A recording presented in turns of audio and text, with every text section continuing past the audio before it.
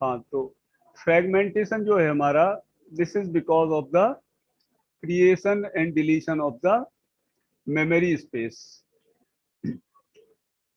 तो अब इसको जो फ्रेगमेंटेशन है, यानी स्कैटर्ड मेमोरी, इसका जो आइडिया है कि कैसे एलिमिनेट किया जाए सो दैट कि अलग अलग मेमोरी एक जगह पर आ जाए। ये सब क्या है कि ओल्ड मेमोरी मैनेजमेंट स्कीम थी, जो कि अब किसी ऑपरेटिंग सिस्टम के लिए इम्प्लीमेंटेड नहीं है। तो पहले क्या है कि ओवरऑल गोल जो होता था वो ये था कि टू मिनिमाइज द फ्रेगमेंटेशन। तो इसमें क्या करते थे इस टेक्निक में कि जो अलग अलग स्कैटर्ड स्पेस है उनको एक जगह ले आते थे, और उसको उस प्रोसेस को बोलते थे कॉम्पैक्शन। तो कॉम्पैक्शन प्रोसेस से ही हमारा एक और मेमोरी मैनेजमेंट स्कीम बनी है, वो है रिलोकेशन पार्टीशन एलोकेशन स्कीम। तो अब फ्रेगमेंटेशन क्या है, दो टाइप का है। एक बार मैं स्क्रीन शेयर कोशिश करता हूँ।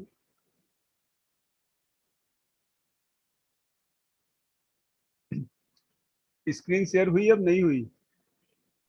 नहीं सर, अभी भी नहीं। चलो तो फिर वो अब इसका मतलब because of the network problem. तो जो मैं सुना रहा हूँ उसको तो सुनते ही जाओ कम से कम। बाकी अगर तुम लोग कहोगे तो मैं वो नोट्स के वो पीडीएफ बना के तुम्हें सेंड कर दूंगा। तो फ्रेगमेंटेशन क्या है, दो टाइप का होता है। एक तो एक्सटर्नल फ्रेगमेंटेशन है, दूसरा है इंटरनल फ्रेगमेंटेशन। तो एक्सटर्नल और इंटरनल से मतलब है कि जो मेमोरी ब्लॉक है, जिस मेमोरी ब्लॉक में प्रोसेस या प्रोग्राम रन कर रहे हैं, उससे मतलब है एक्सटर्नल का। कि कोई एक एक ब्लॉक के अंदर अगर कोई मेमोरी बची हुई है खाली, जैसे सपोज करो कि वर्स्ट केस में है, तो कोई प्रोग्राम आया और आते गए, और लास्ट में जो बची तो उस मेमोरी में अब कोई प्रोग्राम नहीं रन हो पा रहा है। तो दिस जो एक्सटर्नल फ्रेगमेंटेशन है, this is because of the outside of its own partition. तो इसमें इंपॉर्टेंट चीज ये है एक्सटर्नल फ्रेगमेंटेशन में कि ये एलोकेटर को विजिबल होता है। एक्सटर्नल फ्रेगमेंटेशन इज विजिबल, दिखाई देता है था कि एलोकेटर जो मेमोरी एलोकेट करता था उस टाइम, और internal fragmentation is visible to requester जो मेमोरी रिक्वेस्ट करता था। तो अब एक्सटर्नल फ्रेगमेंटेशन सभी में मिलता है, जैसे हमारी जो भी टेक्निक है, बेस्ट फिट, फर्स्ट फिट, और ठीक है। तो इन सब में क्या है कि एक्सटर्नल फ्रेगमेंटेशन होता है। एक्सटर्नल से सिंपली मीनिंग ये है कि अलग अलग मेमोरी ब्लॉक हैं और अलग अलग प्रोग्राम रन कर रहे हैं। तो अगर एक प्रोग्राम से और दूसरे प्रोग्राम में अगर हम देखते हैं, एक प्रोग्राम के रिस्पेक्ट में या एक ब्लॉक के रिस्पेक्ट में हम अदर ब्लॉक को देखते हैं, तो ये एक्सटर्नल फ्रेगमेंटेशन दिखेगा हमें कि externally some memory is available. लेकिन अगर सेम ब्लॉक के अंदर देखोगे जिसमें प्रोग्राम रन कर रहा है, तो उस ब्लॉक के अंदर अगर मेमोरी बची हुई है तो वो इंटरनल फ्रेगमेंटेशन कहलाएगा।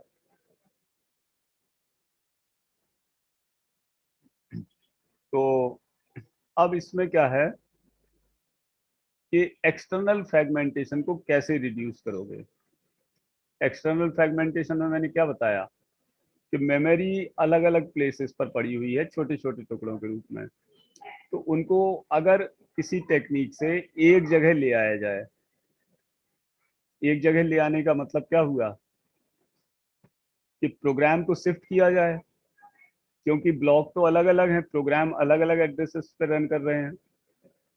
तो अगर डायनेमिकली जब प्रोग्राम रन कर रहे हैं, ऐसा कोई सॉफ्टवेयर या मॉड्यूल हो ऑपरेटिंग सिस्टम के अंदर कि रनिंग प्रोग्रामिंग प्रोग्राम्स को भी शिफ्ट किया जा सके,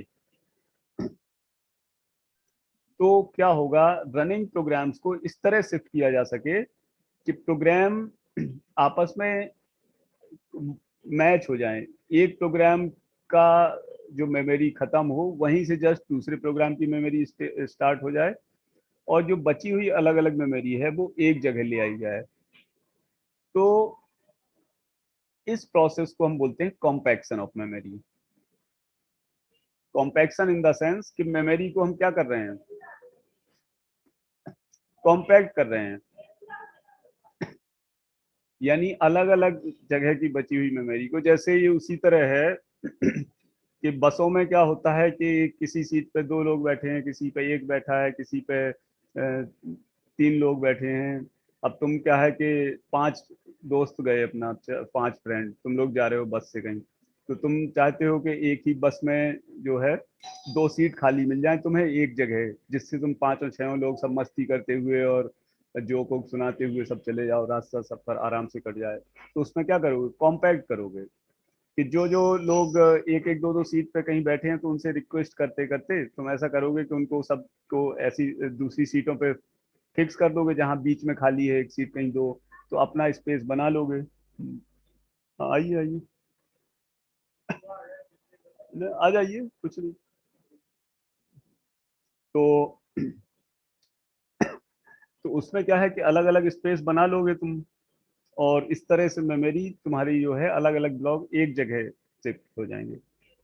अब ये क्या है, ये तो हम बात कर रहे हैं कि हाँ ऐसा ऐसा हो जाए, लेकिन इसके लिए प्रोग्राम्स लिखना और सॉफ्टवेयर बनाना बड़ा डिफिकल्ट होता था उस time. This was initially the idea, और लेटर ऑन के ये प्रोग्राम्स ऑपरेटिंग सिस्टम के मॉड्यूल्स में डाले गए, जो उस टाइम के ऑपरेटिंग सिस्टम होते थे, तो उसमें डाले गए और उसको इम्प्लीमेंट किया गया। तो ये तो हो गया प्रोसेस कॉम्पैक्शन, कि मेमोरी को हम एक जगह ला रहे हैं, खाली खाली मेमोरी को अलग अलग छोटे छोटे टुकड़े वालों की। और दूसरा इसमें प्रोसेस ऑपरेटिंग सिस्टम क्या कर रहा था कि जो प्रोग्राम रन कर रहा है जिस एड्रेस से, उसका स्टार्टिंग एड्रेस ही चेंज कर दे रहे हैं ना। भाई जैसे एक प्रोग्राम सपोज स्टार्ट कर रहा है मेमोरी एड्रेस नंबर 2000 से, तो अगर कोई ब्लॉक है किसी साइज का, तो जो प्रोग्राम पहला वाला जहां फिनिश हो रहा है, तो उस फिनिशिंग एंड से ही दूसरा प्रोग्राम स्टार्ट कर दिया जाए। तो this process of shifting the different programs is referred to as the relocation. So because of this relocation, the another memory management scheme, जो memory management की दूसरी स्कीम का नाम दिया गया, वो था relocation partition memory management scheme। अभी तक जो हम पढ़ रहे थे वो क्या था, कौन बताएगा, राजकुमार। अभी जो हम डिस्कस कर रहे थे वो था डायनेमिक पार्टीशन एलोकेशन स्कीम। तो now we are shifting towards the relocation partition scheme, जिसमें relocation is related with the term with the process, that means the running programmes.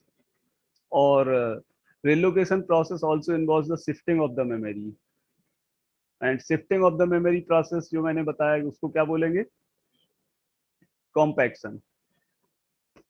तो by using the compaction we implement the next memory management scheme, relocation partition